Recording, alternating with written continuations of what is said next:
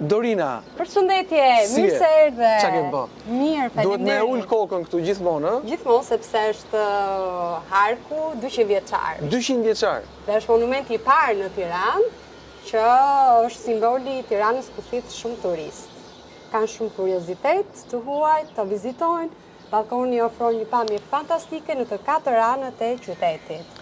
Ka shumë vizitorë që vinë gjatë sezonit? Gjithmonë Tirana pret vizitor, por do thoja piku I sezonit është 3 muajt e verës. 3 muajt e verës.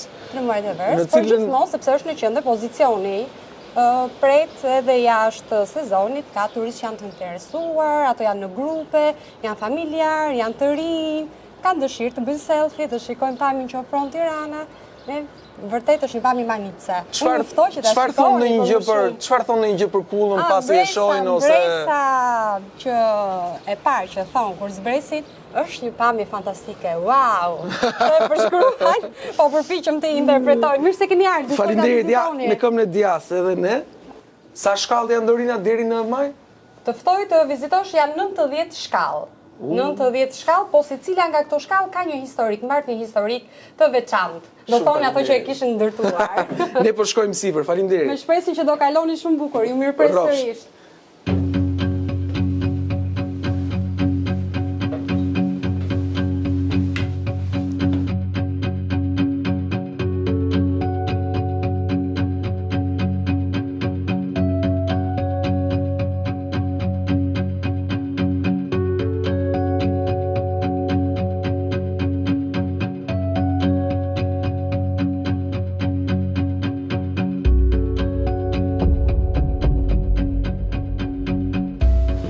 Në 10 shkallë që të çojnë në maj. Dikur ka qenë me shkallë druri, unë kështu e mbaj mend, kur kemi ardhur njërë me klasën, me shkollën. Megjithatë do ta shohim deri sipër sa ka ndryshuar nga ajo që mbaj mend unë.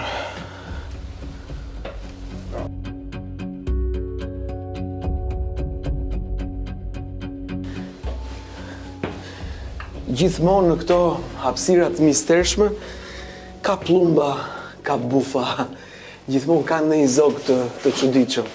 Po më pëlqen shumë që këtu brenda është me këto gurët e lumit, duket vetja si në muret e Shkodrës, po duket shumë e përforcuar, shumë e fortë. 90 shkallë të përballueshme. Jo keq.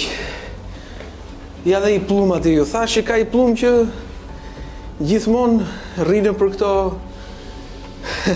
hapësira të mistershme. I bukur është shtrimi me këto gurët e lumit që duhet të jenë nga rrethinat e Tiranës.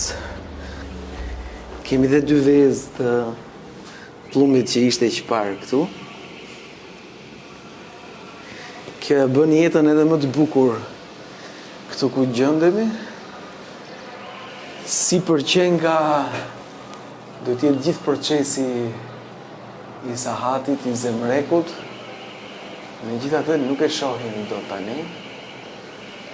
Por e rëndësishme është që nga këtu ku jemi, në mënyrë absolute, ti e sheh Tiranën ashtu siç duhet. Edhe kjo është të paktën gjëja më specifike e kësaj sahat kulle që gjendet mu në kërthiz, mu në zemër të Tiranës ose të Shqipërisë. Pamja është madhështore.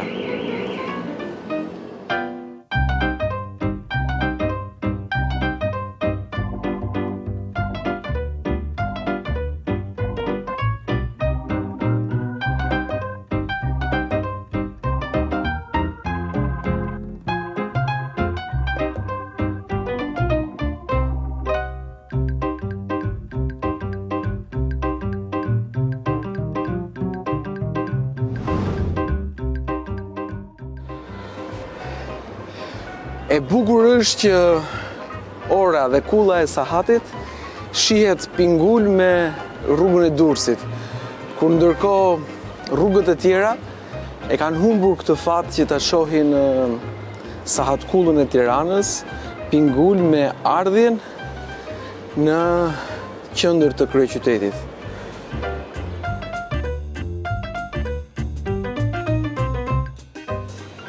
harqet tregojnë edhe një lloj fisnikërie. Atje ku ka harqe, pa diskutim dhe pa dyshim që jeta është më e bukur se zakonisht. Po edhe këto xhamat që janë disi si me vitrazhe, edhe me ngjyrë të gjelbër si të kaltër Leila edhe ngjyrë mjalti, ose të verdhë ndoshta, e bëjnë pak më mistike situatën edhe më të sinqertë. Është e padiskutueshme që ky është monumenti më i vizituar në Tiranë, sidomos në pikë të sezonit. Është një monument kulture i kategorisë parë që specifikisht për gjithë njerëzit kërkohet të vizitohet, kërkohet të shihet diçka ndryshe nga kryeqyteti, por gjithashtu është edhe një monument që disi me ndryshimin e viteve dhe të kohës ka ndryshuar në jetën e saj, në jetën e vet.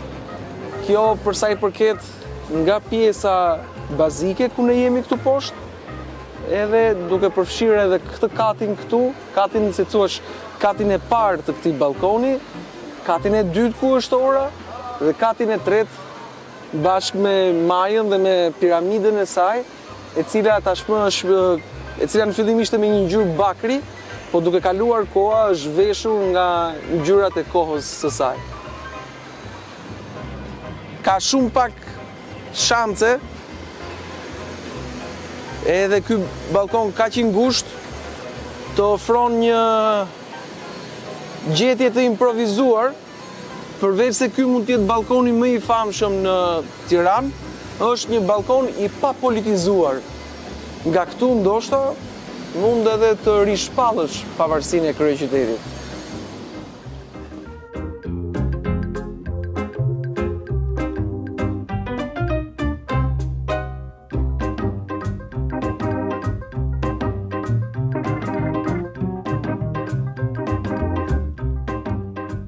Misioni i këtij emisioni është që ne të shkojmë edhe në dy katet e fundit të Sahat Kullës së Tiranës.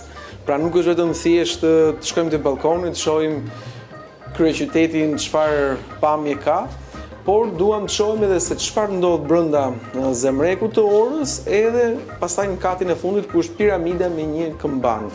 E shohim bashkë.